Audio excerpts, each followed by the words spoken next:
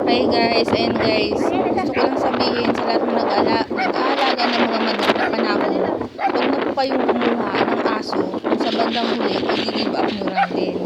Kasi alam ko kumukuha kayo ng bantay para magbantay sa mga manok nyo, pero huwag nyo naman po silang kalimutan na pakainin, or huwag nyo naman silang i-abandona kung ayaw nyo na kasi kinakain ay ang reason nyo is kinakain yung manok nyo.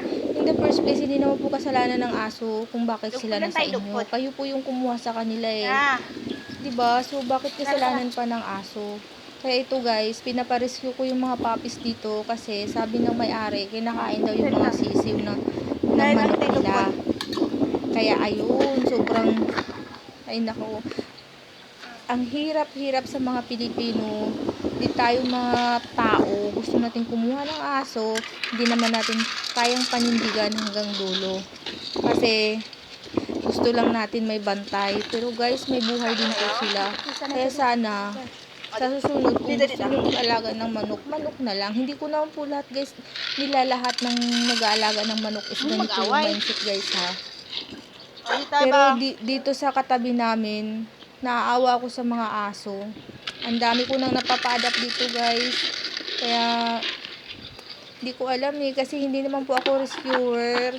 Isa lang po akong mamalasakit sa kanila kasi ayoko nakakita ng mga aso na pinagmamalupitan ng kanilang mga amo. Kasi isa din sa reason kung bakit kinakain ng mga manok nila kasi hindi po napapakain ng tama yung mga aso nila. Sobrang ang papayat talaga ng mga aso nila.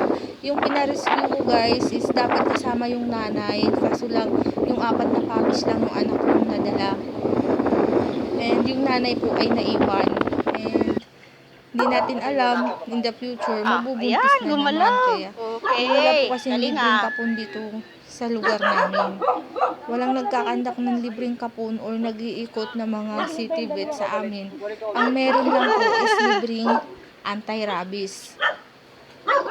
Kaya yung mga aso dito guys, anak na lang ng anak. Ang ginagawa ko lang, tinutulungan ko lang na mapa-adapt yung mga puppies. Salamat. Kung tutuusin po, kailangan sa kapon talaga yung mga mama dog nila, yung mga babaeng aso dito na pag-alagala. Kasi ang dami talaga guys. Kasi yung mga amo dito, yung iba, hindi naman lahat guys, pabaya sa mga alaga nila, hinahayaan nilang gumagala yung mga aso nilang babae. Kaya may tendency po talaga na mabubuntis.